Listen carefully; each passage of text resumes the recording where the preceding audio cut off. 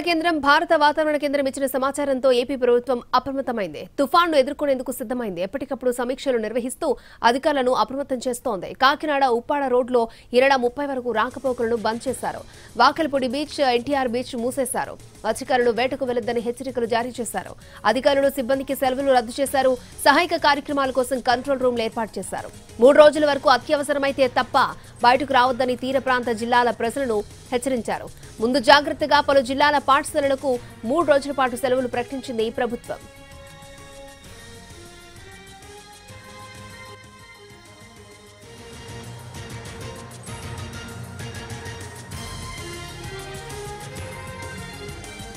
మొంతా తుఫాను దృష్ట్యా ఏపీ ప్రభుత్వం అత్యవసర నిధులను విడుదల చేసింది. 26 జిల్లాలకు 19 కోట్లు మంజూరు చేసింది. 13 జిల్లాలకు 1 కోటి చొప్పున, మిగిలిన 13 జిల్లాలకు 50 లక్షల చొప్పున నిధులను విడుదల చేసింది.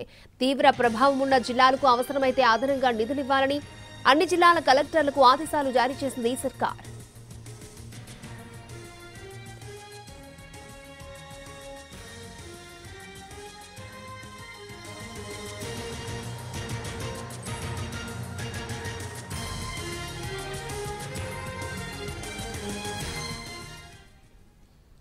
మోందా తుఫాను ఏపీ వైపుకి దూసుకొస్తోంది. కాకినాడతో పాటు రాష్ట్రంలోని తీర ప్రాంత జిల్లాలను భయపెడుతోంది. ఇప్పటికే తీర ప్రాంత అన్ని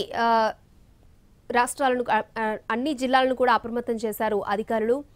ఇదే అంశానికి సంబంధించి మరిన్ని అప్డేట్స్ అందించడానికి కాకినాడ తీర ప్రాంతం నుంచి మా ప్రతినిధి సాయి సుధీర్ లైవ్ లో అందుబాటులో ఉన్నారు. సాయి సుధీర్, ప్రభుత్వం ఎటువంటి హెచ్చరికలు జారీ చేసింది? అక్షయ, మోందా తుఫాన్ కాకినాడ వైపు దూసుకుని వస్తుంది. కాకినాడ తీర ప్రాంతం, దాదాపు తీర ప్రాంతంకి సంబంధించిన మండలాల్లో ఈ తుఫాన్ ఎఫెక్ట్ ఎక్కువగా ఉంటుందని ఇప్పటికే ఐఎండీ హెచ్చరికలు జారీ చేసింది. దానికి అనుగుణంగానే ఇప్పుడు సముద్రం దగ్గర భారీ ఈదురుగాలు వేస్తున్నాయి. అంటే రేపు సాయంత్రానికి తుఫాన్ తీరం దాటే అవకాశం ఉంది. కాబట్టి ఈరోజు రేపు భారీ నుంచి అతి భారీ వర్షాలు కురుస్తాయని ఇప్పటికే ప్రభుత్వం అదేవిధంగా ఐఎండీ హెచ్చరికలు జారీ చేసిన నేపథ్యంలో ఇప్పుడు కాకినాడ సముద్ర తీర ప్రాంతం దగ్గర కూడా భారీ ఈదురుగాలు వేస్తున్న సిచ్యువేషన్. అంటే ఈ తాళ్లరేవు, కాకినాడ సిటీ, కాకినాడ రూరల్, ఉప్పాడ, తుని, తొండంగి ఈ మండలాలపై ఎక్కువగా ప్రభావం ఉంటుంది.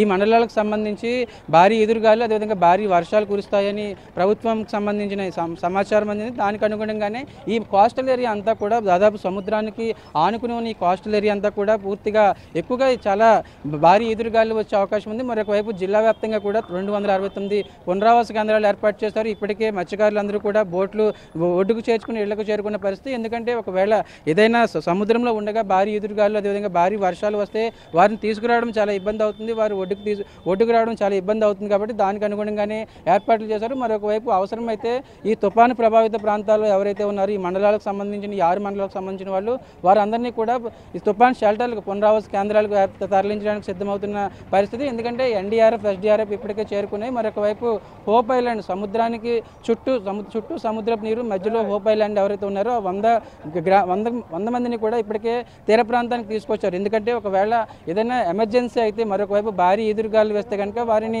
అక్కడి నుంచి తీసుకురావడం చాలా కష్టం అవుతుంది. కాబట్టి ముందు వాళ్ళు ఒప్పుకోకపోయినా వాళ్ళకి కన్విన్స్ చేసి వాళ్ళని ఒప్పించి వాళ్ళని బయటకు తీసుకొచ్చిన పరిస్థితి. ఎందుకంటే గత 10 సంవత్సరాల్లో ఎప్పుడూ లేని స్థాయిలో భారీ ఎదురుగాలు, భారీ వర్షాలు కురుస్తాయని ఇప్పటికే ఐఎండీ హెచ్చరికలు జారీ చేసిన సంబంధించి దానికి అనుగుణంగానే జిల్లాలకు ప్రత్యేక అధికారులు నియమించారు. తీర ప్రాంతానికి సంబంధించి 17 జిల్లాల్లో ఎక్కువగా ఈ తుఫాన్ ఎఫెక్ట్ ఎక్కువగా ఉంటుంది. కాబట్టి దానికి సంబంధించి 17కు సంబంధించిన ఐఏఎస్లను ప్రత్యేక అధికారులను నియమించారు. వాళ్ళని కోఆర్డినేట్ చేసుకోవడం జోనల్ ఆఫీసర్లను కూడా నియమించారు. ఎందుకంటే ఒకవేళ ఈ తుఫానుకు సంబంధించి తుఫాను తీవ్రత కాకినాడకు తునికి మధ్యన ఈ తీరం దాటే అవకాశం కనిపిస్తుంది. దానికి అనుగుణంగానే రేపు సాయంత్రం తీరం దాటిన సమయంలో అదేవిధంగా దాటే సమయంలో కూడా భారీ ఎదురుగాలు అదేవిధంగా కనీసం బయటకు వచ్చే పరిస్థితి లేదని ఇప్పటికే అధికారులకు సంబంధించిన నివేదికలు అదేవిధంగా ఐఎండీ హెచ్చరికలు జారీ చేసింది. దానికి అనుగుణంగానే కొన్ని చోట్ల ఈ తీర ప్రాంతానికి ఆనుకుని ఉన్న మండలాలు కావచ్చు అదేవిధంగా గ్రామాల్లో ప్రత్యేకంగా హెల్ప్ డెస్క్లు ఏర్పాటు చేశారు. మరోవైపు ఉప్పాడ, కాకినాడ బీచ్ రోడ్ను కూడా క్లోజ్ చేసేశారు. ఎందుకంటే అటువైపు రాకపోకలు సాగిస్తే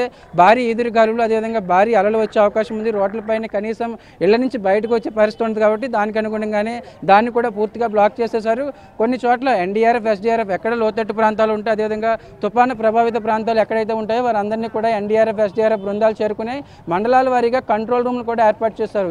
ఈ ఈదురుగాలుల ఎఫెక్ట్ అనేది చాలా ఎక్కువగా ఉంటుంది.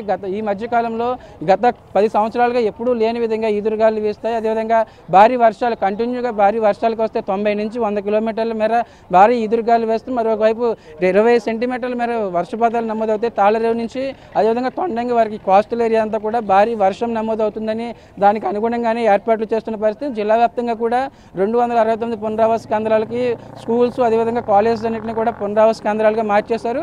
మరి అంటే ఈ సాయంత్రం నుంచి మరింత భారీ వర్షాలు ఎక్కువగా వచ్చే అవకాశం ఉంది. వర్షాలకు తోడు ఈదురుగాలు కంటిన్యూస్గా ఈదురుగాలు వచ్చే అవకాశం ఉంది కాబట్టి దానికి అనుగుణంగానే ఏర్పాట్లు చేస్తున్నారు. ఇప్పటికే కలెక్టరేట్కి సంబంధించి 24 అవర్స్ మానిటరింగ్ చేసేలాగా ప్రత్యేకంగా అధికారులు నియమించారు. 24 అవర్స్ సంబంధించి ఎక్కడ తుఫాను అప్డేట్కి సంబంధించి తుఫాను ఇబ్బందులు ఉన్నా అదేవిధంగా భారీ ఈదురుగాలు ఇబ్బందులు ఉన్నా వారందరినీ కూడా సేఫ్ ప్రాంతాలకు తీసుకుని వెళ్ళడం వారిని మండలాల్లో ఉన్న కంట్రోల్ రూమ్ను కోఆర్డినేట్ చేసుకునే ఏర్పాట్లు చేస్తున్నారు. దీనికి అనుగుణంగానే ఈ రాష్ట్రంలోనే ఎక్కడ లేని విధంగా కాకినాడలోనే దాదాపు 5 రోజుల పాటు స్కూల్స్ కాలేజెస్ ప్రైవేట్ విద్యా సంస్థలన్నీ కూడా హాలిడేగా డిక్లేర్ చేసిన పరిస్థితి. ఎందుకంటే ఈ భారీ వర్షాలు భారీ ఎదురుగాలకు సంబంధించి ఎక్కడైనా ఇబ్బంది వచ్చే అవకాశం ఉంది. అదేవిధంగా క్లైమేట్ చేంజ్కి సంబంధించి ఒక్కసారిగా ఈ గాలుల ఎఫెక్ట్కి చాలా ఎక్కువగా ఉండడం, మరొక వైపు ప్రయాణాలకు సంబంధించి ప్రయాణాలను కూడా రద్దు చేసుకోవాలని అధికారులు ఆదేశాలు ఇచ్చిన పరిస్థితి. మరొక వైపు ఈ నెల చివరి వరకు కూడా ప్రభుత్వ అధికారులకు సెలవులు రద్దు చేస్తారు. ఎక్కడికక్కడ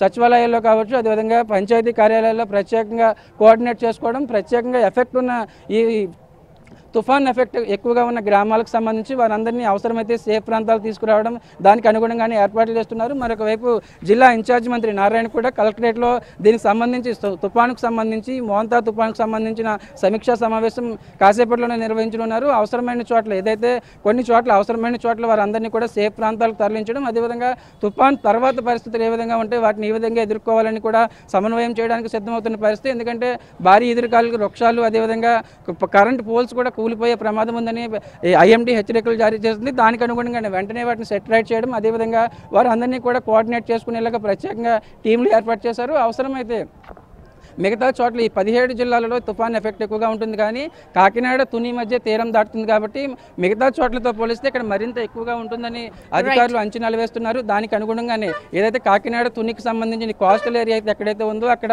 దీనికి అనుగుణంగా ఏర్పాట్లు చేస్తున్నారు. అవసరమైతే వారందరినీ పునరావాస కేంద్రాలకు తరలించడానికి సిద్ధమవుతున్నారు. అక్షయ. ఓకే సాయి సుధీర్.